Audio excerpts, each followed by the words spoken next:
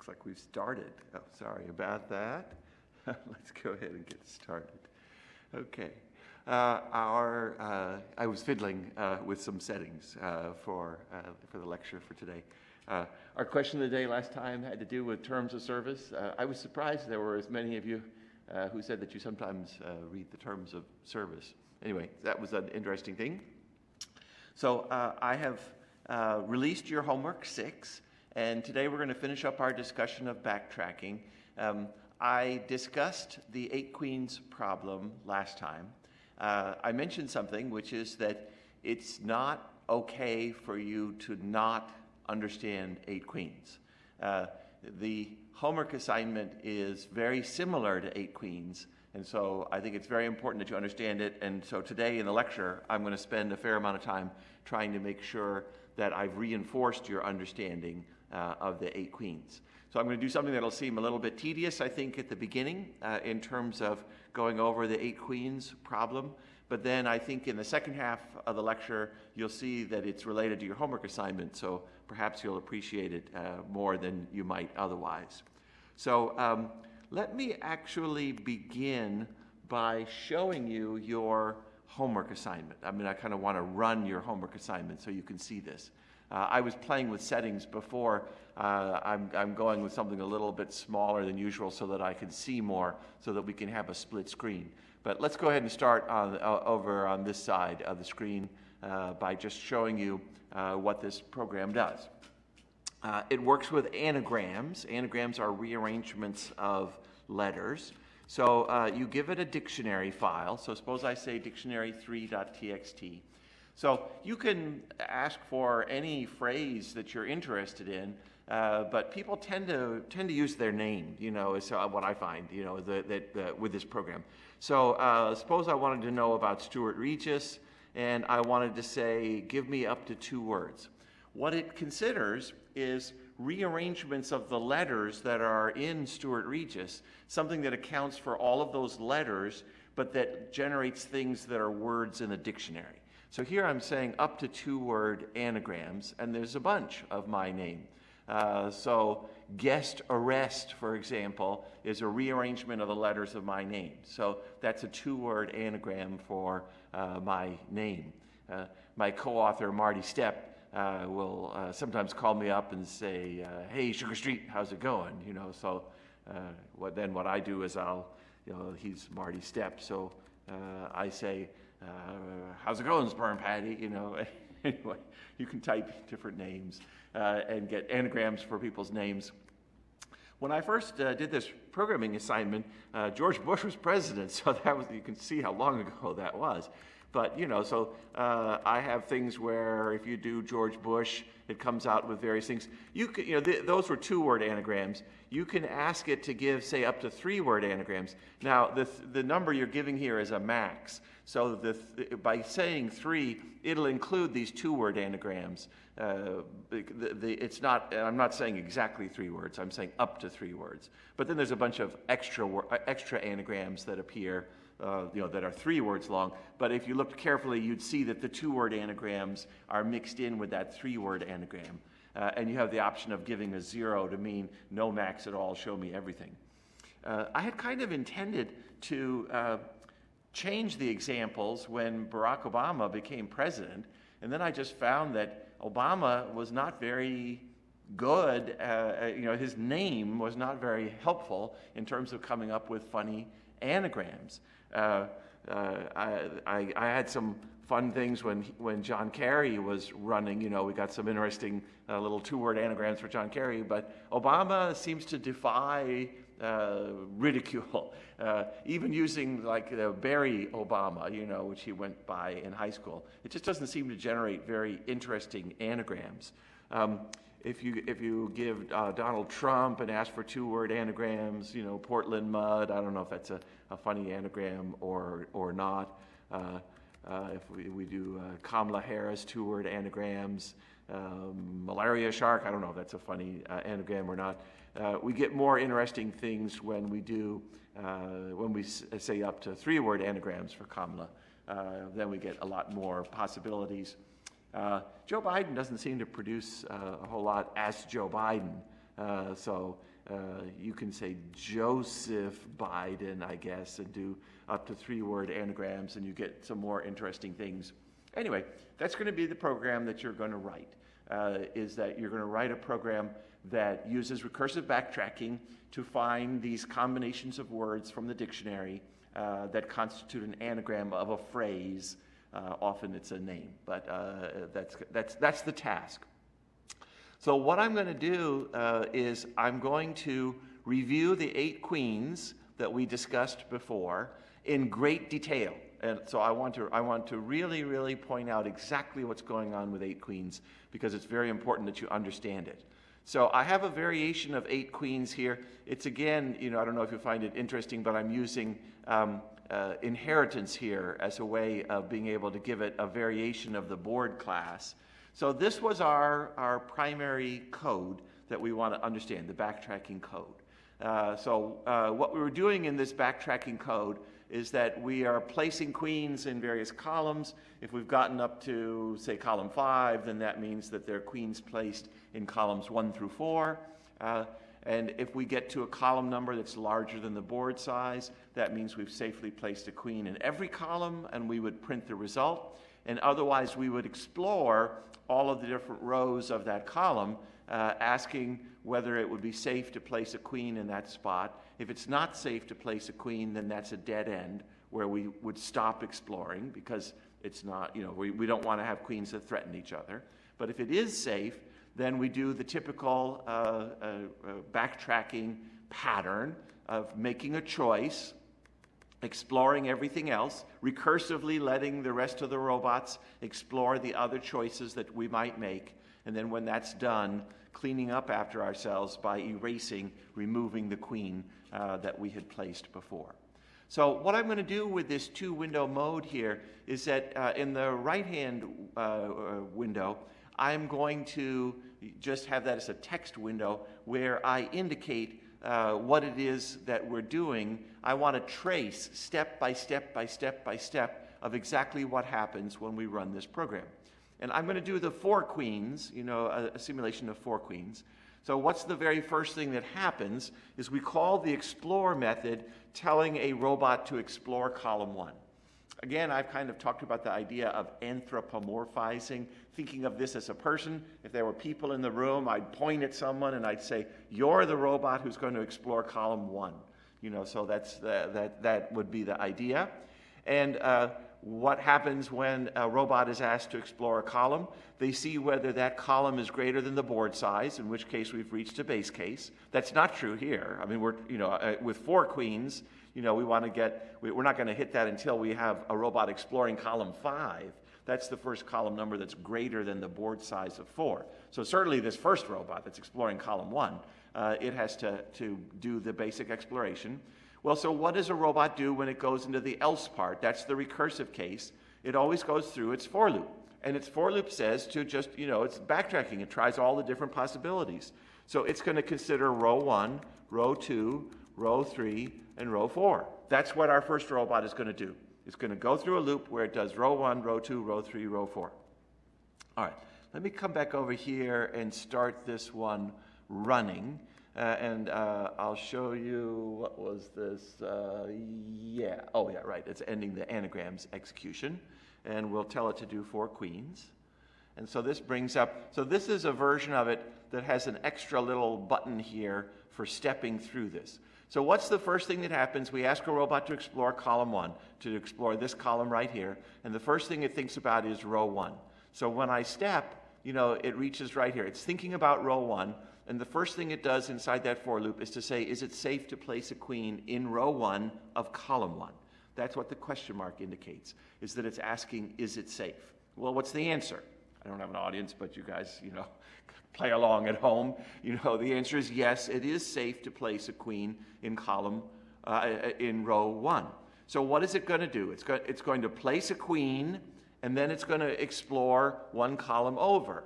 So it is safe to place a queen in row 1, so it's going to do that, and then it's going to make a recursive call on explore, and it's going to be saying, now it's exploring column 1, so when it passes col +1, it tells the next, I didn't mean to change that over there, I think that's going to now, anyway, well, it'll be confused and think that it needs to recompile at some point. But I think we'll be okay. So we're going to explore column 2. So a second robot is brought into play. So we've got our first robot that's kind of going through its for loop, and it's dealing with row 1. We bring up a second robot, and we say, would you please explore column 2? Because we've placed a queen in column 1. We want you to explore column 2. Now I'm going to get back to my little diagram in a second, the animation. But let's just talk about what'll happen with that robot 2. It's also not a base case, so it's going to go into the else part, which is the for loop. And so if you go into the else part, we always explore row 1, row 2, row 3, and row 4. So that, I put that in the wrong place. That shouldn't be there. That should be this robot that's exploring column 2. It's going to do row 1, row 2, row 3, and row 4. So let me catch back up to where that is. So we asked, is it safe to place a queen in row 1? The answer was yes, so it did the place command. So it did that, it placed a queen there. And then it asked a second robot to explore column 2.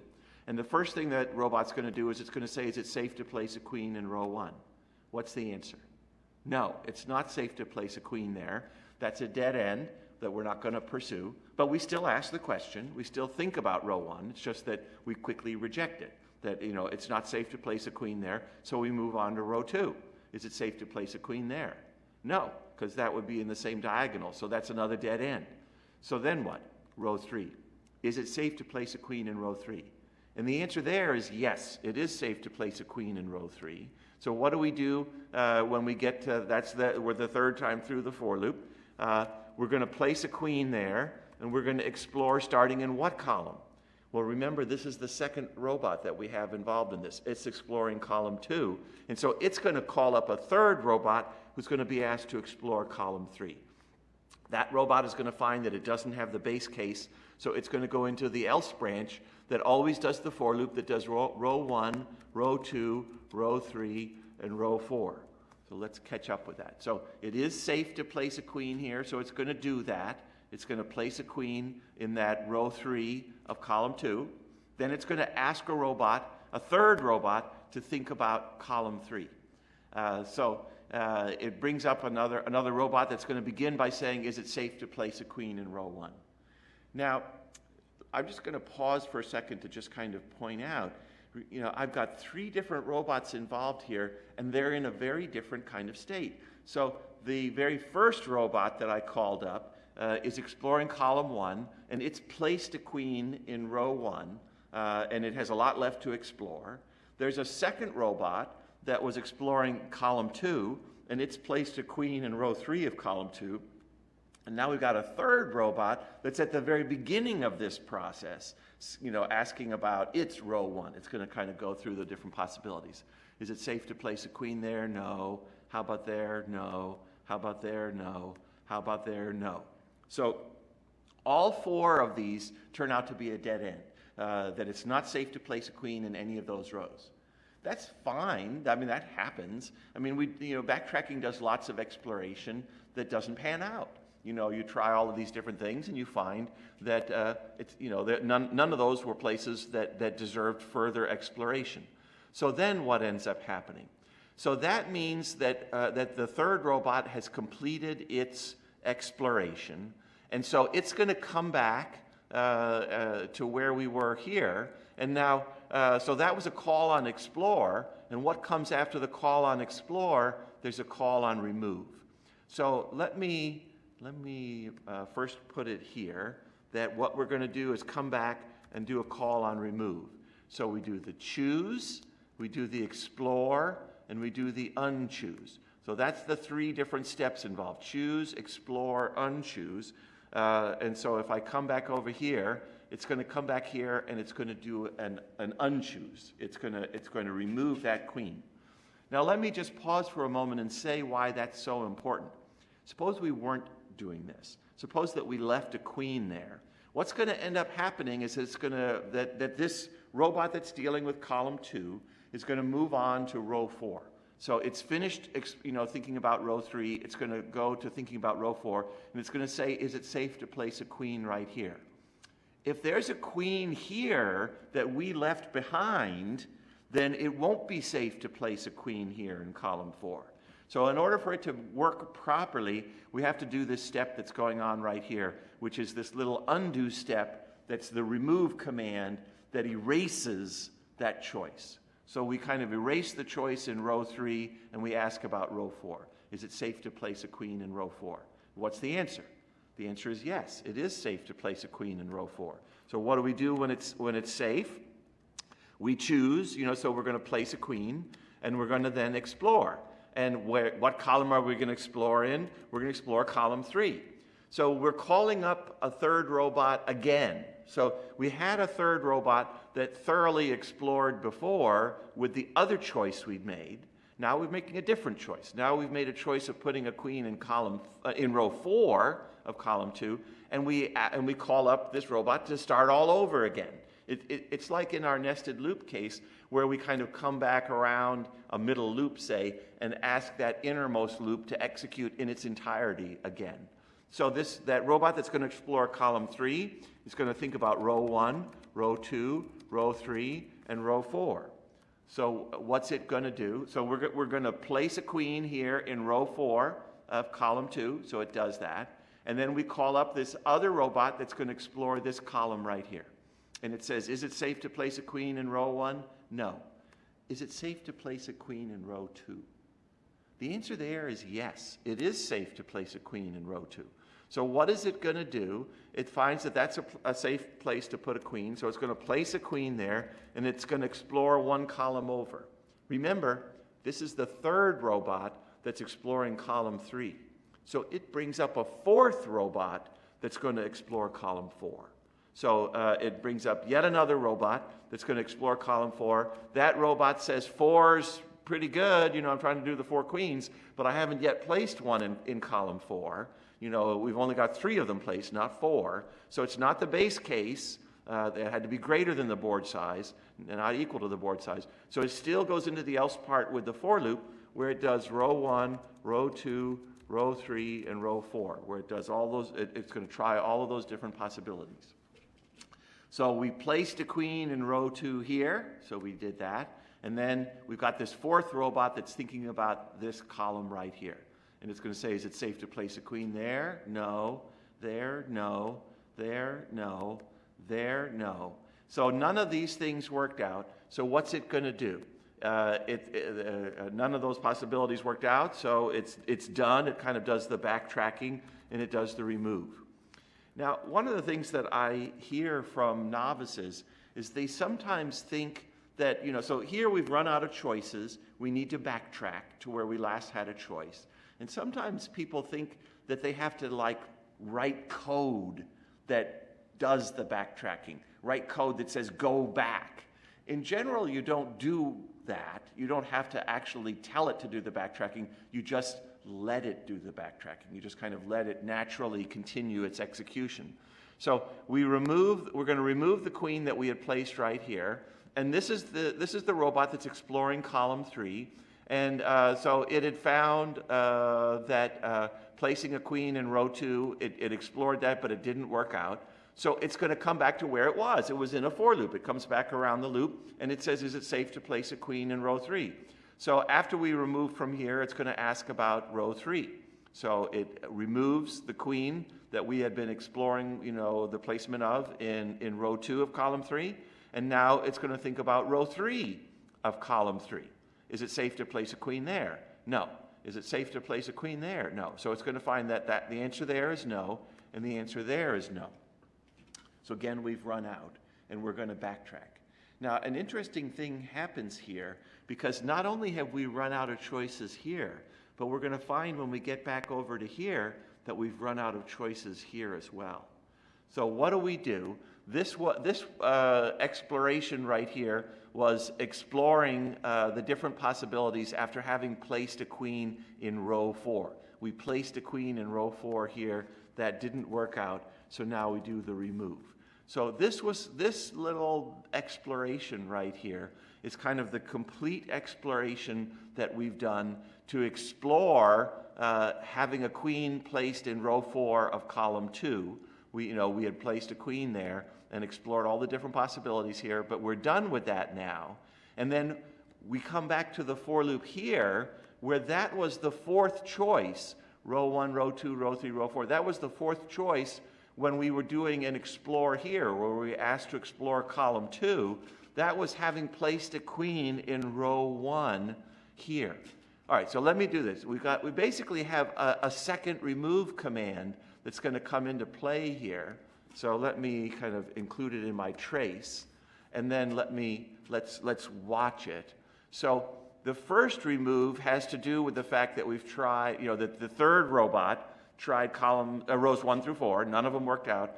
So it's done here. So it's going to come back to where it was here. And so that's going to involve removing the queen that we had placed in row 4 of column 2. So that was this right here. We had placed a queen in row 4 of column 2. So that was this kind of whole long thing that we did right here.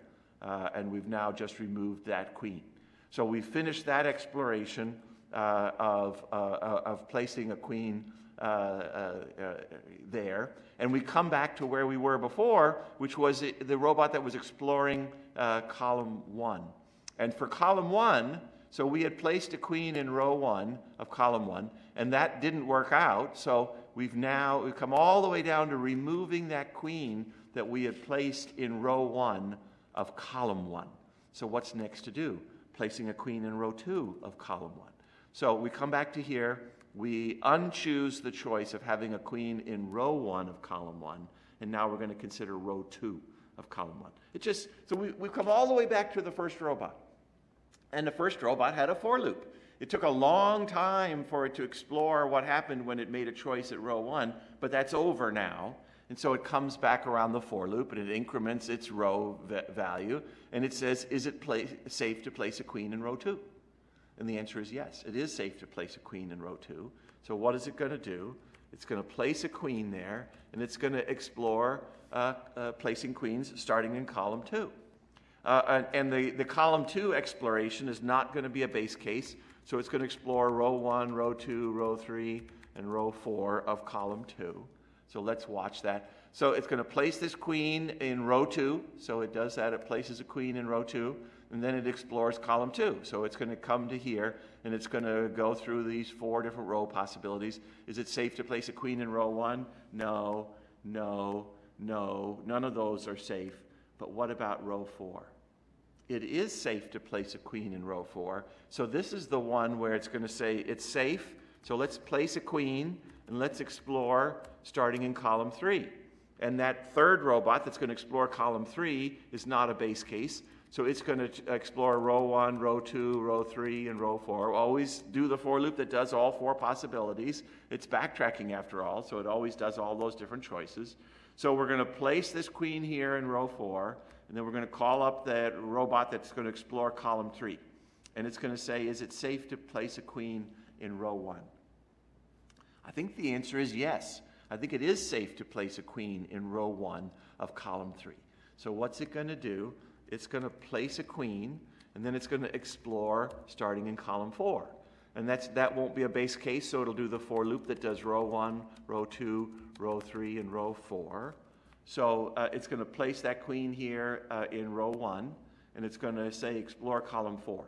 And it's going to say, is it safe to place a queen there? No. Is it safe to place a queen there? No. Is it safe to place a queen here? And the answer is yes. In row 3, it's safe to place a queen. So we're going to place a queen. And you might think that at this point you would say to yourself, wait a minute, this is the 4th robot, and it just placed a 4th queen. We found a solution. So you could kind of say, wait a second, if I place a queen here, then this robot should announce to the world, hey, we found a solution. Well, we don't do it quite that way. We've talked about the idea of recursion Zen. We're going to kind of let this go a little bit further.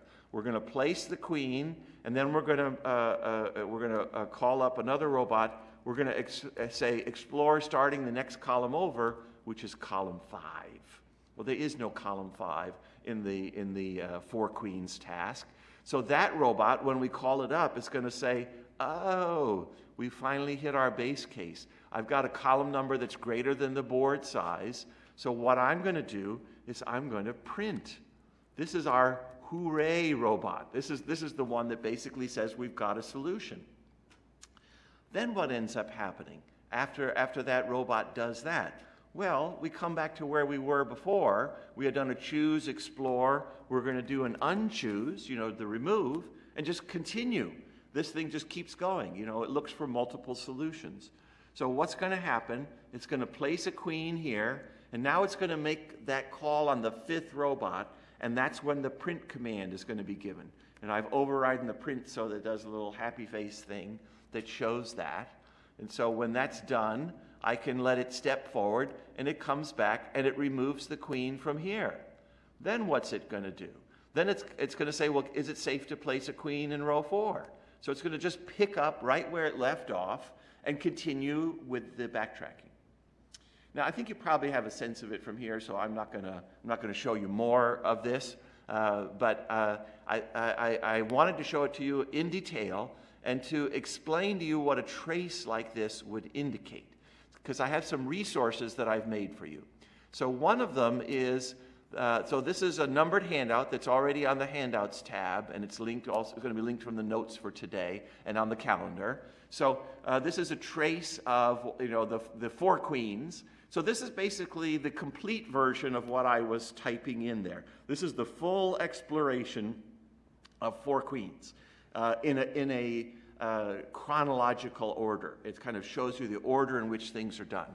And then I have a little diagram here that shows you the decision tree, that the first thing we considered was choosing row 1 of column 1. Then we asked, well, what about also choosing row 1 of column 2? That was a dead end that we didn't explore. What about row 2 of column 2? That was also a dead end we didn't explore. So we did a little more exploration when we explored starting in column 3 of row 3 of column 2. That led to some exploration. We didn't find a solution, but we did some extra exploration. So this is kind of showing you the full exploration, including indicating the ones that were solutions, the ones that it found that were solutions to the 4 queens. So that's a resource for you. Okay, let me end the execution of that and come back to JGrasp. And how about if we do, let's go back to one window mode. I'm going to do something similar for the anagrams program. So let me come back to anagrams. Let me run the program again. We'll use dictionary3.txt. Oh, actually, I don't want to use dictionary3.txt. So I've made a short dictionary that's available to you. It's kind of different size dictionaries for various kinds of tests. But my short dictionary is not short enough. You want a super short dictionary. So I've made a dictionary that has just 4 words in it. Be, go, gush, shrug.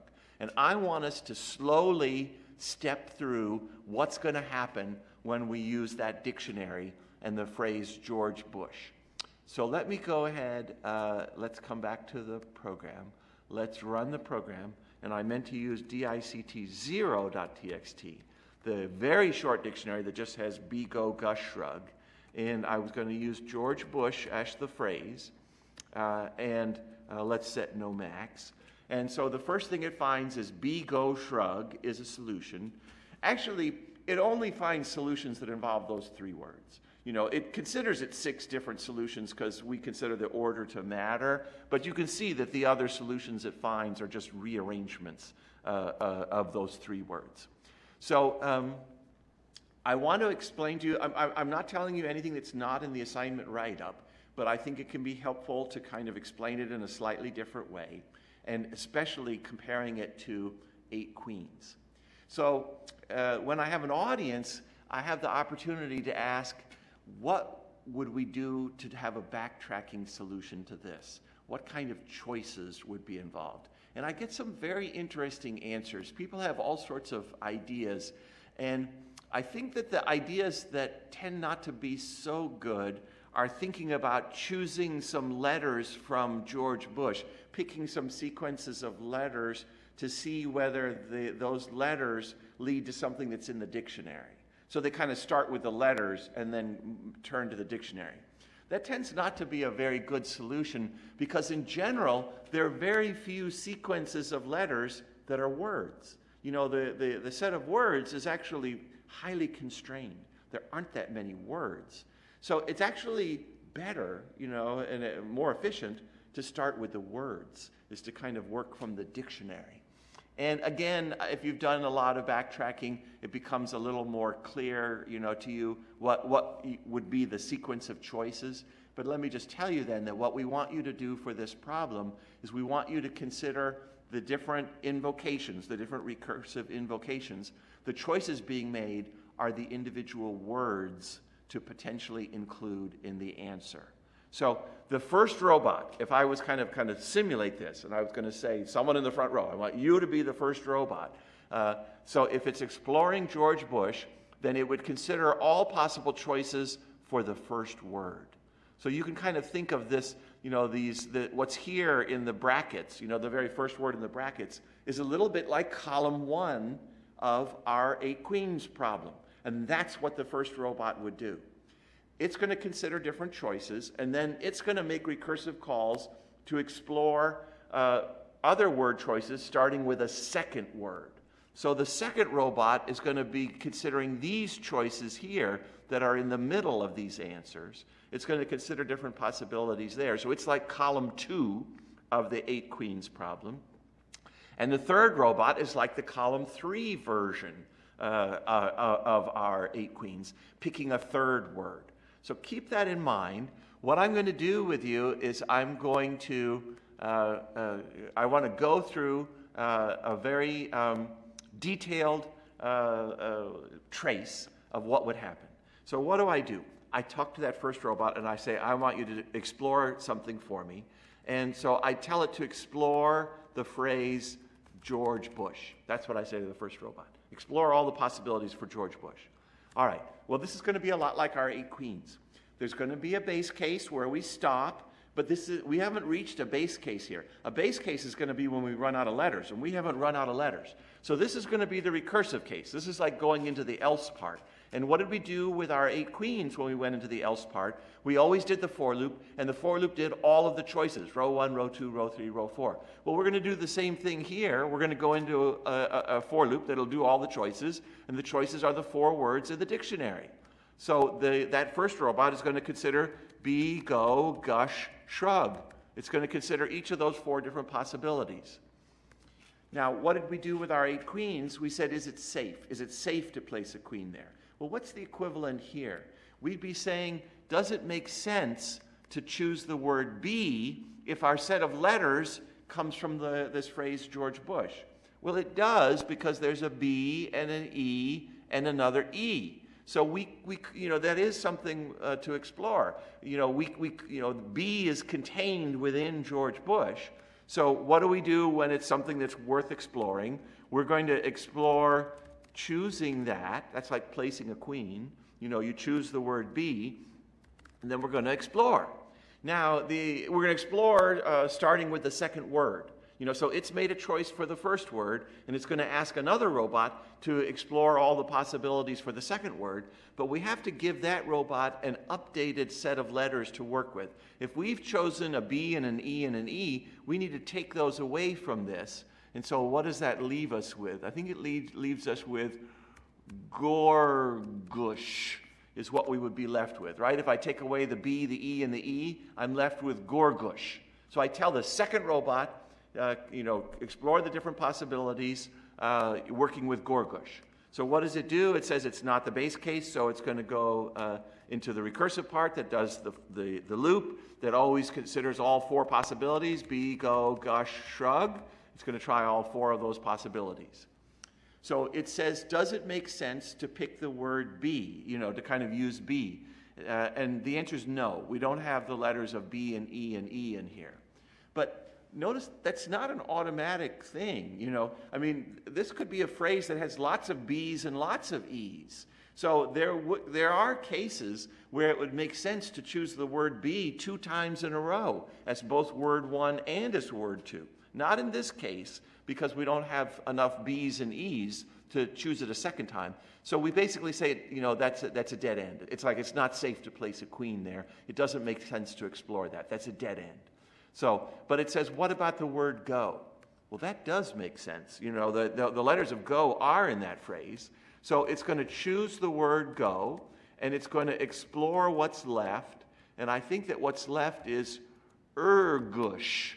So it asks a third robot to consider choosing a third word. So we've got a first robot that's picked the word be, a second robot that's picked the word go. We ask a third robot to consider all the possibilities, not a base case, so it does the loop that always considers be, go, gush, shrug. It's going to consider all of those possibilities. Can you get be out of gush? And the answer is no. Can you get go? Well, there's a G, but there's not an O. So the answer again is no. So those that's like it's not safe to place a queen, so we just move on. That's a dead end, we just move on. But what about gush? You can get gush out of the word. I think you guys might be saying, well, yeah, but it's not going to work. Well, I mean, humans are smarter at kind of knowing when to try things and when not to. This is backtracking. It's going to always try every possibility like this. So gush does make sense. So what is it going to do? It's going to choose gush. That's the third word. And it's going to explore what's left. And what's left, I think, is It's kind of what's left. And so we bring up a fourth robot. It's not a base case. There's still letters left to explore. So it's going to do be, go, gush, and shrug. So this fourth robot is going to come into play, and it's going to say, can I get a be out of No. Can I get a go? No. Can I get gush? No. Can I get shrug? No. None of them worked out. But again, this is like trying four rows of a column and finding that none of them are a place where I can put a queen. That happens. That's backtracking. And we go back to where we were before. Where we were before is that we had chosen the word gush, choose, explore, and then what we come back to then is unchoose. And I'm just going to put that word there, unchoose. Now, in the case of 8 queens, we erased a queen that we had placed. I'm not going to tell you what unchoose would involve, or if there even is an unchoose. That's kind of for you to figure out for your homework assignment. But there could very well be something that needs to be done to undo the choice that we made here. So there might be something to do to unchoose what we would do here. And then we would be done with kind of this possibility of gush. So then we come back to the second robot that was going through its for loop. The second robot was kind of, it thought about be, not the second robot. It's this third robot that was considering the be, go, gush. Gush, it tried. So this third robot now is going to think about shrug. And it's going to say, can you get shrug? Now, its phrase that it's using is gush. Can you get shrug out of gush? And the answer is yes. So what's it going to do? It's going to choose shrug, and then it's going to explore what's left. Well, what happens when you take shrug away from gush? I think you're left with just like a space or something. No letters left. So the third robot, in exploring the shrug possibility, kind of says, okay, let me explore this. We bring up a fourth robot that says, I want to explore kind of this. And it says, hey, there's no letters here. There's nothing to explore. So what does it do? This is the one that basically does the printing command. This is the hooray robot that says, we found a sequence of words. Now, what was that sequence of words? We chose be, we chose go. We had explored choosing gush, but that didn't work out. Our current choice for the third word is shrug. We found that be, go, shrug is a solution. Be, go, shrug is a solution, so we print it. So that's kind of what happens there. Then what? Then we come back to where we were before, choose, explore, unchoose, so whatever might be involved with unchoose.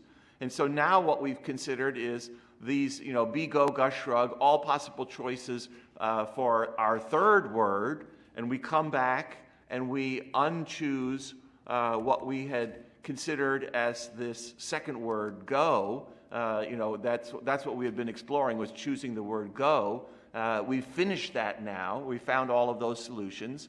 And so we come back to this robot, the second robot that's dealing with Gorgush. It had chosen go as a second word, and we're done with that now. It's done all of that exploration. It's going to say, could gush be the second word? And the answer is yes. Gush could be the second word. That's not going to work out, but it'll still explore it. And then it'll explore, could shrug be the second word? The answer is yes, and that will work out. That's going to lead to an answer, be shrug go, where shrug is the second word. And then when that's done, we're going to come back and we're going to consider go as the first word. So I think you kind of get the idea here of how that trace works. This is going to be very helpful to you when you're going to debug your program. The people have told me that backtracking can be very hard to debug because they kind of don't know how to make visible what's happening inside the program. Well, this trace is showing you in incredible detail the exact sequence of things that are supposed to happen as you explore the phrase George Bush with this 4-word dictionary. So I'm going to give you this trace. It's a resource that's going to be on the calendar, under the assignment tab for today. But let me mention one other thing that I'm going to spend a little time showing you as well. Last time I mentioned that my co-author at Stanford had said, nice to have supporting code. We had a board class that allowed us to simplify the backtracking to very pure backtracking code. Well, what would be supporting code here? What is it that you need to keep track of? Well, you've got a phrase like George Bush. Don't you need to know like how many A's, how many B's, how many C's? A kind of an inventory of the letters. What one might call a letter inventory. At the beginning of the quarter, when I asked you to do a letter inventory, I'll bet that a whole lot of you probably said to yourself, this is a stupid program. No one would ever want a letter inventory. Well, if you felt that way, you were wrong, because you want a letter inventory to help solve this problem. So you've already written the supporting code for this in creating the letter inventory class. You may remember that in the letter inventory, the way that it showed one of these letter inventories was as a sorted sequence of letters. So let me show you the trace. So that's George Bush in letter inventory form. The letters are in sequential order. The B comes first and so forth. That's George Bush. That's Gorgush. That's Ergush. That's those different things that we were exploring, but in the form that the letter inventory shows it. So I've given you a complete trace of what happens with the phrase George Bush when you use the 4-word dictionary. This should be a very valuable resource for you, partly to understand, but also in debugging your code. You can step, and make sure that it does exactly what's going on here, that it's doing this exact sequence of things. So I've given you a chronological list here of the different steps involved.